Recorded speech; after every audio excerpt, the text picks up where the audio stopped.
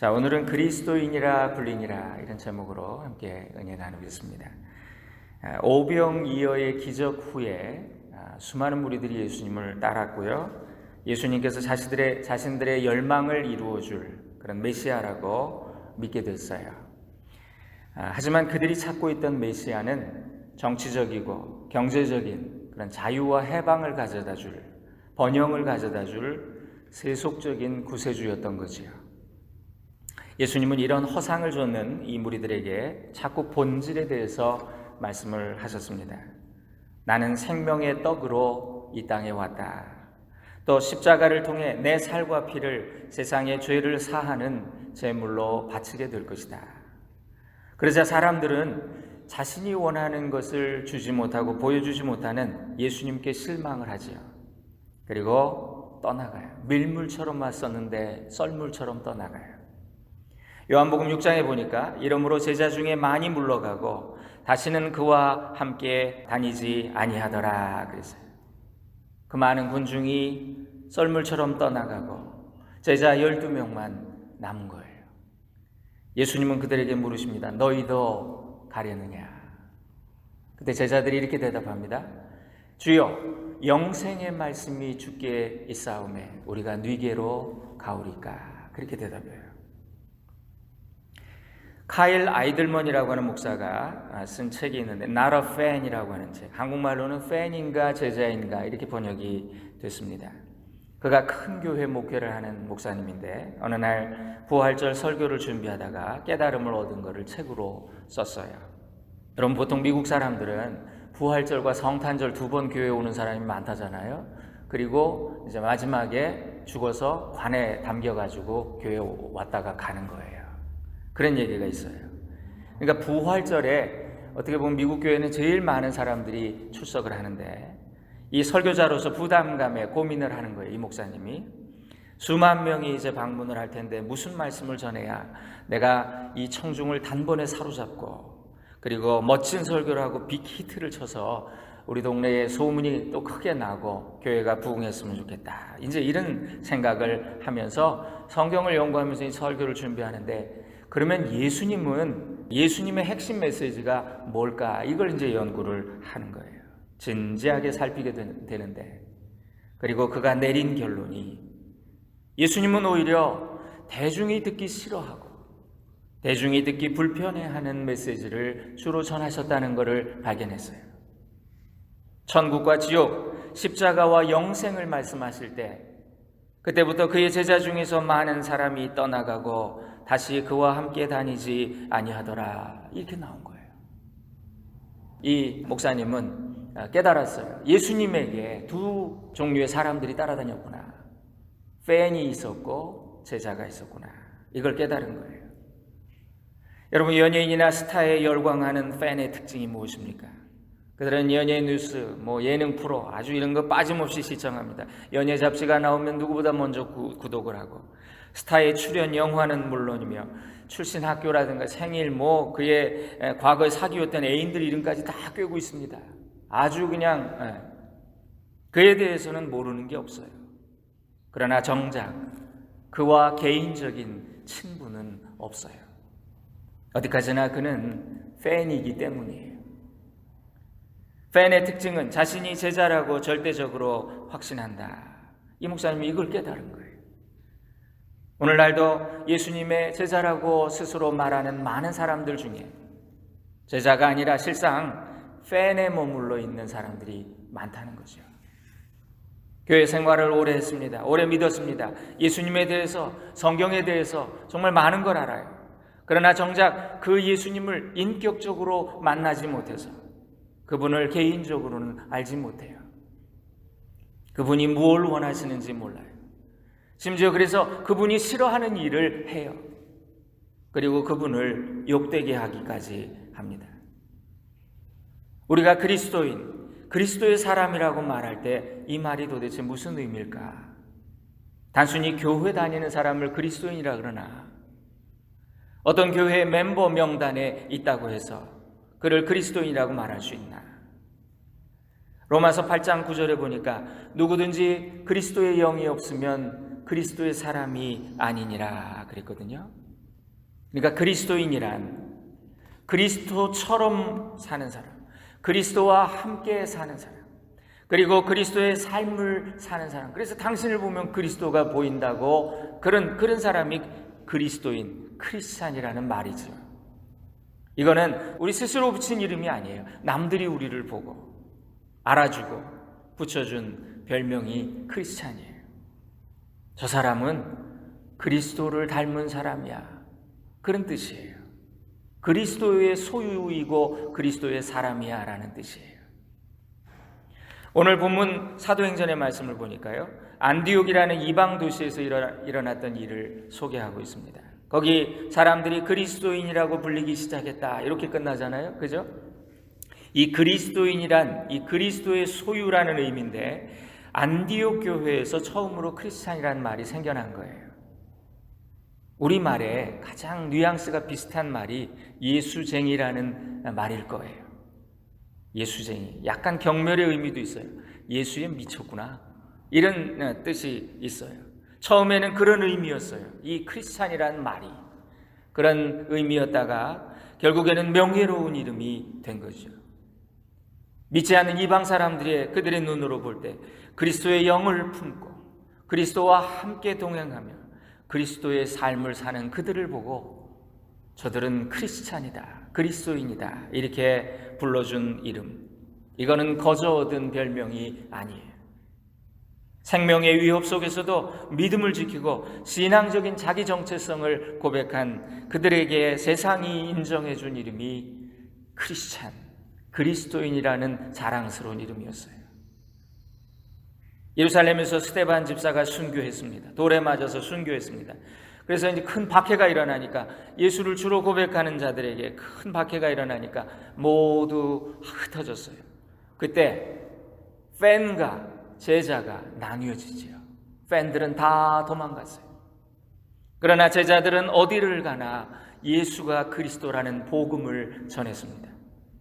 그래서 사도행전 8장에 보니까 그 흩어진 사람들이 두루 다니며 복음의 말씀을 전할세 그랬어요.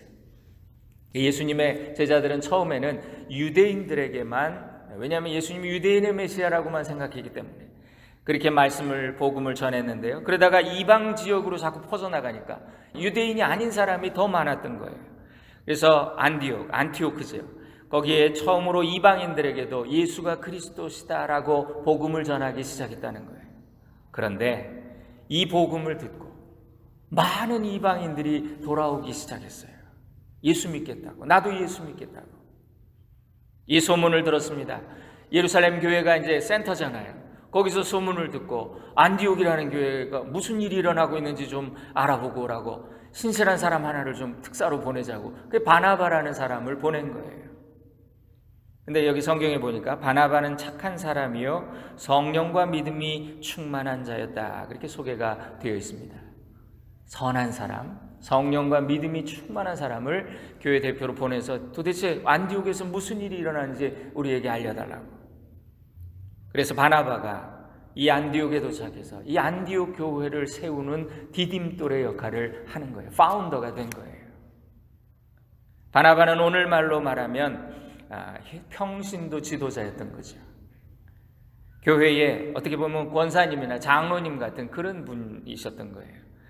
근데 바나바는 자신이 혼자 사역할 수 없다는 걸 알고, 그가 소문을 들었거든요. 당시에 회심하고 오랫동안 고향에서 근신하고 있는 사울이라고 하는 청년이 있는데, 그 사람이 아주 율법에 정통하고 아주 예수에 미친 사람이다, 그런 소문을 들었거든요. 그래서 그 다소까지, 타르소라고 하는 그 바울의 고향까지 가서 그를 데리고 오지요.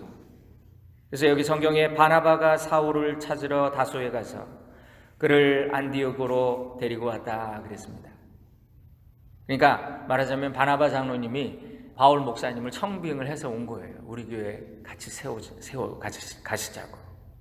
보니까 둘이 1년간 함께 큰 무리를 가르쳤다 그랬습니다. 1년 동안 열심히 안디옥 교회에서 협력 목회를 하셨어요. 그랬더니 교회가 부흥하고 좋은 소문이 나고 많은 사람들이 주께로 돌아오고, 그 교회는 이방 선교의 전초 기지가 되는 그런, 교회가 인정받게 되는 그런 일들이 있었습니다.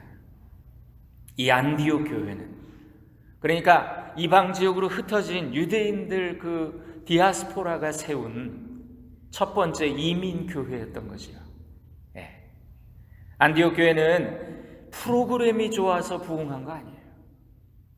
바나바 같은 사람이 있었기 때문에. 바나바가 어떤 사람이었다고요? 착하고, 예. 저 사람 착한 사람, 참 선한 사람이야. 그리고 믿음과 성령이 충만한 사람. 여러분, 그러니까 교회는요, 진정한 크리스찬들이 모여야 거기를 통해서 하나님이 영광 받으신다는 거예요. 진정한 부흥이 된다는 거예요. 성도들이 믿지 않는 사람들에게 인정을 받게 되었습니다. 그래서 제자들이 안디옥에서 비로소 그리스도인이라 일컬음을 받게 되었더라. 그래서 많은 사람들이 주께로 예수 믿고 돌아오는 그런 역사가 일어납니다. 그러니까 이 그리스도인이라는 말은 내가 나를 가리켜 하는 말이 아니라, 남들이 믿지 않는 사람들이, 그리스도를 모르는 자들이 당신을 보면 그리스도가 궁금합니다. 어떤 분이신지. 그리스도를 닮고 그리스도처럼 살아 그리스도를 드러내는 그 사람에게 붙여준 그 별명이 그리스도인이다. 그 이름이. 사도 바울은 뭐라 그러냐면 너희는 예수의 냄새를 풍기는 자들이다. 그렇죠? 예, 다른 표현으로 하면 예수 냄새 나는. 교회 안에서 사람들이 겉으로 하는 칭찬에 여러분 속지 마세요. 앞에서 칭찬하고 뒤에서 욕하는 것이 우리 인간이에요.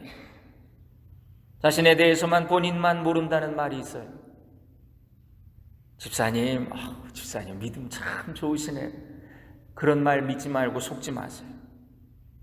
사람들이 내가 없는 자리에서 나를 인정해 줘야죠. 그래서 사람에게 보이려는 그 마음을 가지고 있으면 우리가 참 크리스찬이 되기가 힘들어요. 그 마음 버리고 늘 주님 앞에 서는 거죠. 주님 앞에 난 부족할 뿐인데.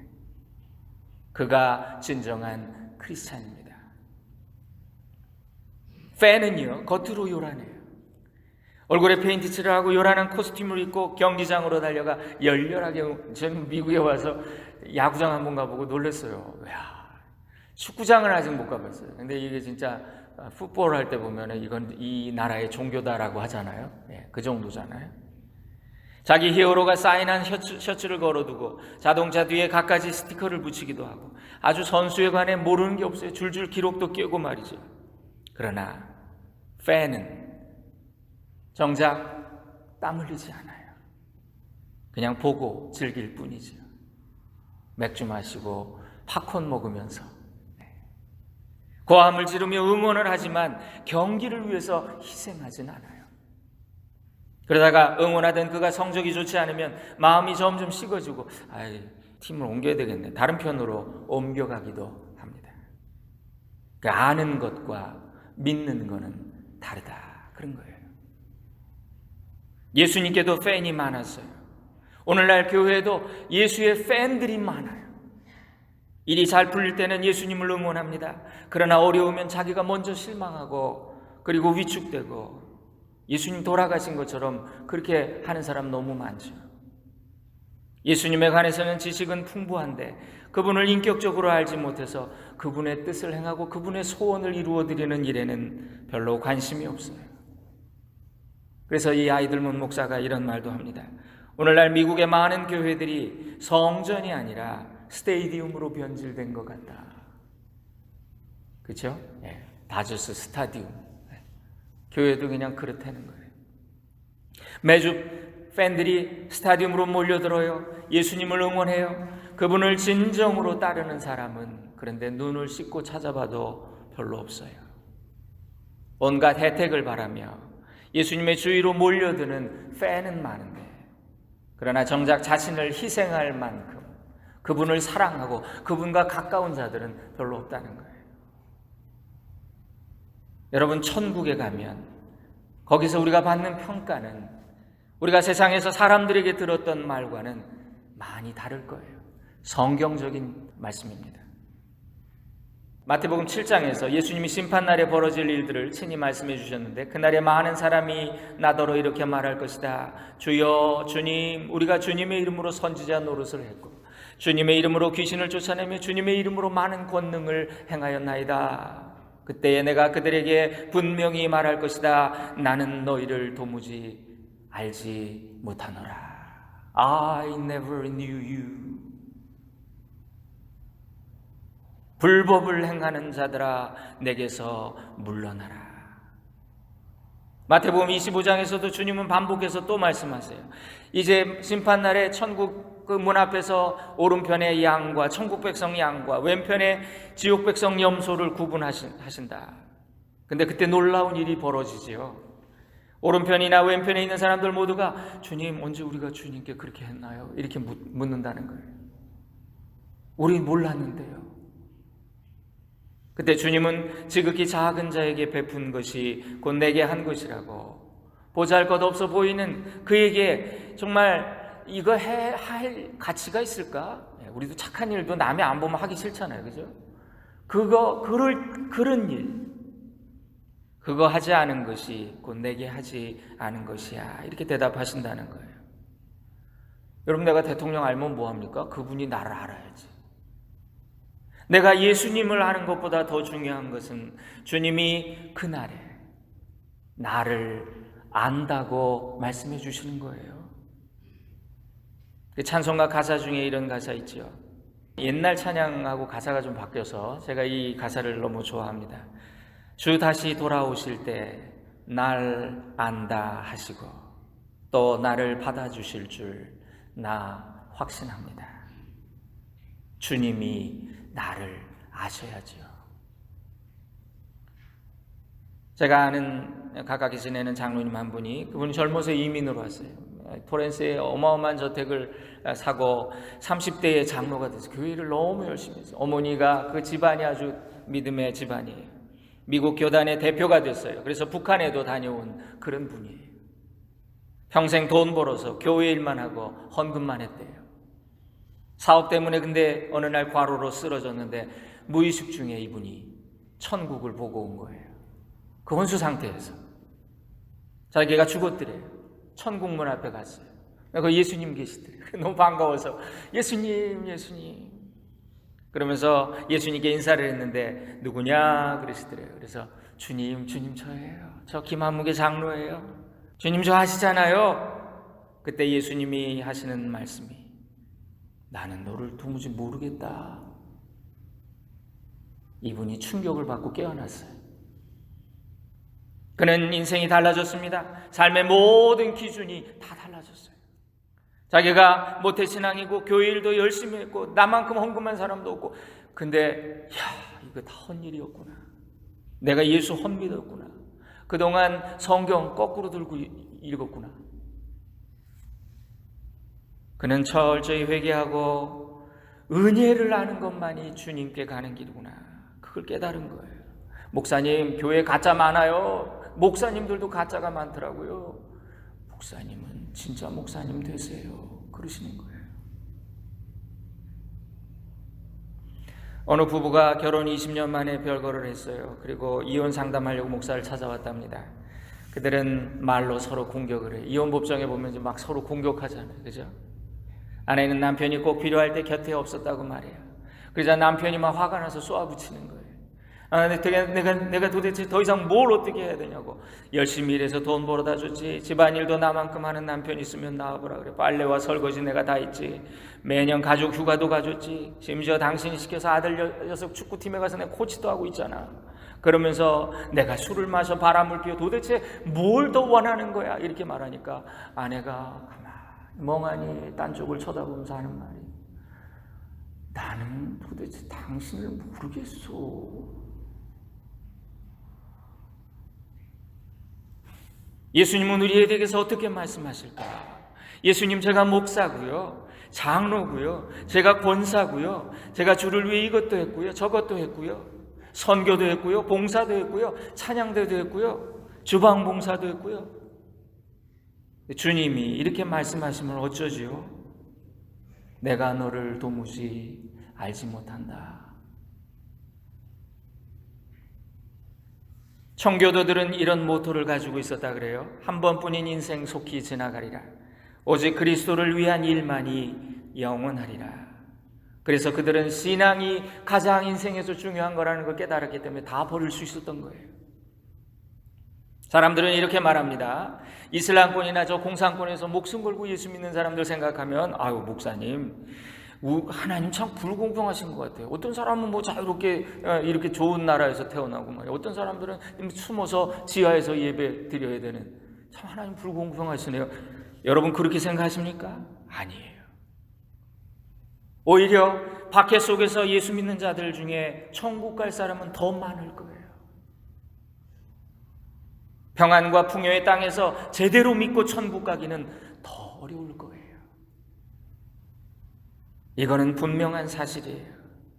예수님은 분명히 천국 문은 좁다, 천국 길은 좁다, 그 길로 가는 자는 많지 않다 그러셨어요. 성경적이에요. 지극히 성경적이에요.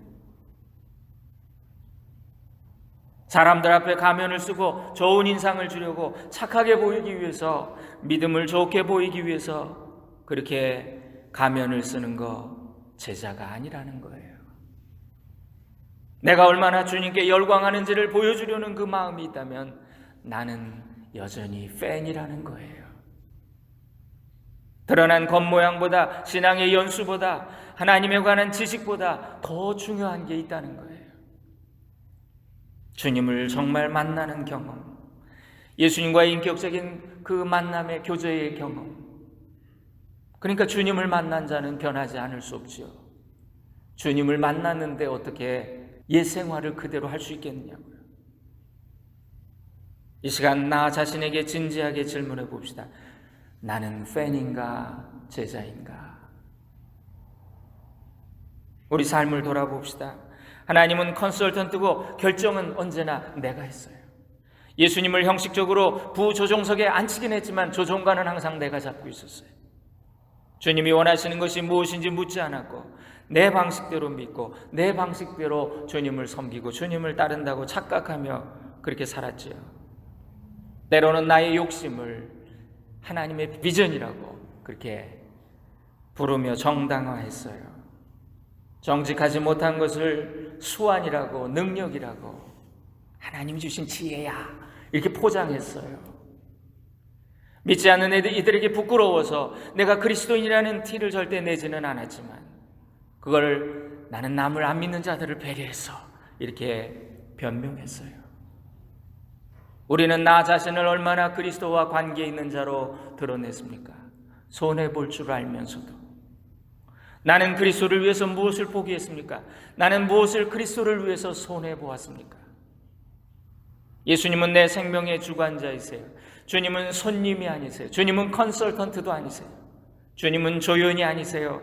주님은 왕이세요. 주님은 나의 모든 것이. 우리 주님이라니, 이 퀴리우스라고 하는 이 말, 죽이시든지 살리시든지 당신 손 안에 있습니다 라는 뜻이잖아요. 우리가 팬으로 머물고 싶지 않습니다. 팬으로 따라다니다가 떠나고 잊혀진 무리가 되고 싶지 않아요.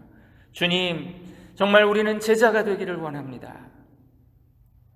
주님이 다시 오시는 날 바깥 어두운 데 쫓겨나 슬피 울며 일을 가는 그런 신세가 되지 않기를 원해요. 주님 말씀 듣기 원해요. 주님이 그날에 나를 안다 하시며 사랑하는 아들아, 사랑하는 내 딸아, 내가 너를 잘 아노라 이렇게 말씀해 주시기를 원해요. 그래서 요한계시록 보니까 2장 3장에 보면은 교회들마다 예수 그리스도가 직접 주시는 말씀이 있는데 안다는 얘기 한번 들어보세요. 계시록 2장 3절, 내가 참고 내 이름을 위하여 견디고 게으르지 아니한 것을 아노라. 내가 너를 잘 아노라. 내가 핍박과 박해 속에서도 나를 믿는 믿음을 저버리지 아니하여도다. 내가 너를 잘 아노라. 2장 13절. 2장 19절에는 내가 한 일, 사랑과 믿음과 섬김과 인내를 내가 아노라. 또 3장 8절에 보니까 내가 너를 잘 아노라. 내가 적은 능력을 가지고도 내 말을 지키며 내 이름을 배반치 아니하여도다. 이렇게 잘하여도다 착하고 충성된 종이라는 그 음성과 그 선언을 듣기 원하는 거예요. 사랑하는 여러분, 그리스도인으로 사는 게 뭘까? 우리가 단순히 교회 다닌다는 그런 의미만은 아닐 거예요. 우리가 이민교회 보면 정말 외로운 이민 생활에 친구를 찾는 것도 중요하고, 또 정말 공허하고 내가 사업을 통해서 많은 걸 이루었지만 그래도 뭔가 이렇게 공허한 이거 의미 있게 살아보고 싶어 봉사 활동해야 되겠다. 선교 활동해야 되겠다. 또 교양 있어 보이는 사람들과 나누는 그런 고상한 교제. 맨날 세상 얘기만 하다가 교회 왔더니 그래도 영적인 대화가 되네. 이런 거. 그게 나의 양심의 위로를 위한 거. 다 중요해요. 그러나 그게 전부가 아니라는 거.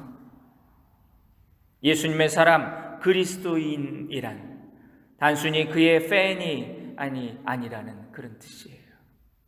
그분과 개인적이고 친밀한 만남과 교제를 통해 그분이 나를 알아주시는 것. 그래서 예수님과 친한 사람 되는 것.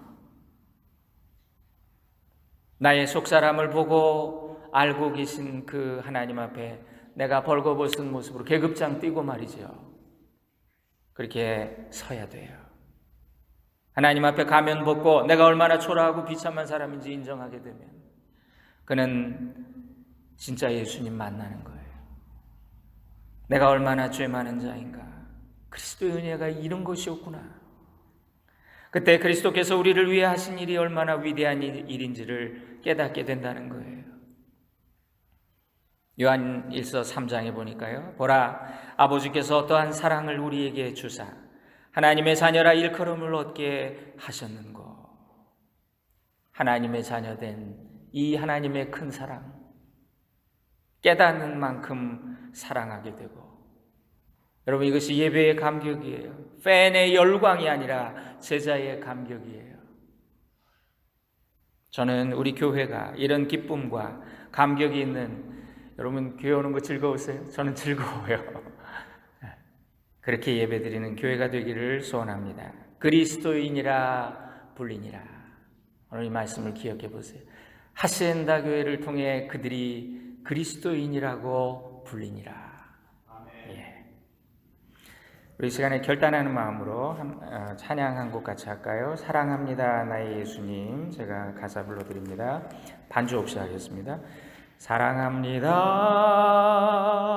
나의 예수님, 사랑합니다 아주 많이요 아주 많이요. 사랑합니다 나의 예수님, 사랑합니다 그것뿐이에요 그것뿐이에요. 사랑한다 아들아 내가 너를 잘 아노라 내가 너를 잘 아노라. 사랑한다 내 딸아 내게 축복 더하노라 내게 축복 더하노라. 주님을 더 많이 사랑하고 그 사랑 때문에 기쁘게 십자가 지고 더 많이 희생할 수 있는 저와 여러분 될 수 있기를 주님의 이름으로 축원드립니다. 기도하겠습니다. 예수님과 그의 나라를 사모하는 사람은 매우 많지만 그의 십자가를 지는 사람은 적습니다. 주님의 위로를 원하는 사람은 많이 있지만 그와 함께 고난을 받으려는 사람은 적습니다. 주님과 함께 잔치에 참여하고자 하는 사람은 많이 있지만 그와 함께 금식에 참여하라는 사람은 적습니다. 주님과 함께 떡을 나누기 원하는 사람은 많이 있지만 그와 함께 고난의 잔을 마시기 원하는 사람은 적습니다. 주님의 기적을 보고 경탄하는 사람은 많이 있지만 그와 함께 십자가의 수치를 감당하고자 하는 사람은 적습니다. 많은 사람이 주님을 사랑한다고 말합니다. 그러나 자기에게 어려움이 닥치지 않을 때만 주님을 사랑합니다. 많은 사람이 주님을 찬양합니다. 그러나 주님의 위로와 축복을 받을 때만 주님을 사랑합니다. 자기의 위로와 만족을 구하지 아니하고 오로지 주님만을 위하여 주님만을 사랑하는 사람을 어디서 찾을 수 있을까요? 오 주님, 내가 그 사람 되길 원합니다. 주님이 찾으시는 그 한 사람, 그 예배자가 되기 원합니다. 환난과 역경이 와도 항상 주님을 찬양하기 원합니다. 비록 풍요롭고 평안하여 우리의 영혼을 미혹하고 잠들게 하는 이 영적인 불모지에서도 영혼의 긴장감을 잃지 않고 끝까지 주님 따르는 제자가 되게 하옵소서. 예수님의 이름으로 기도 올립니다. 아멘. 하나님의 사랑을 사모하는 자, 하나님의 평안을 바라보는 자, 너의 모든 것 창조하신 우리 주님이 너를 얼마나 사랑하시는지 하나님께 찬양과 경배하는 자, 하나님의 선하심을 닮아가는 자, 너의 모든 것 창조하신 우리 주님이 너를 자녀 삼으셨네. 하나님 사랑의 눈으로 너를 어느 때나 바라보시고 하나님 인자한 귀로서 언제나 너에게 기울이시니 어두움에 밝은 빛을 비춰주시고 너의 작은 신음에도 응답하시니 너는 어느 곳에 있든지 주를 향하고 주만 바라볼지라. 하나님 사랑의 눈으로, 하나님 사랑의 눈으로 너를 어느 때나 바라보시고 하나님 인자한 귀로서 언제나 너에게 기울이시니 어두움에 밝은 빛을 비춰 너의 작은 신음에도 응답하시니 너는 어느 곳에 있든지 주를 향하고 주만 바라볼지라. 주만 바라볼지라.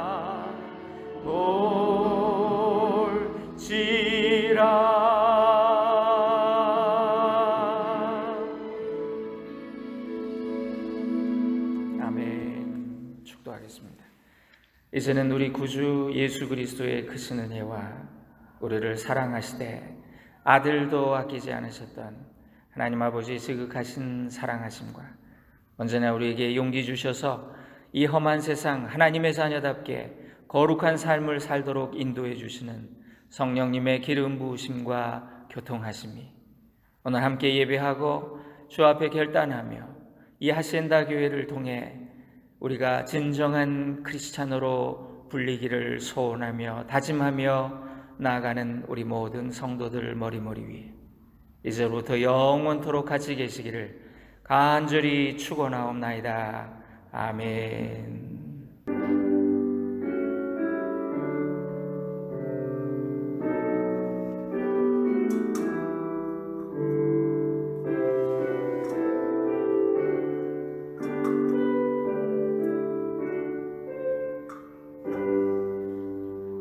예배를 모두 마쳤습니다. 그러나 우리 삶의 예배가 이제부터 시작됩니다.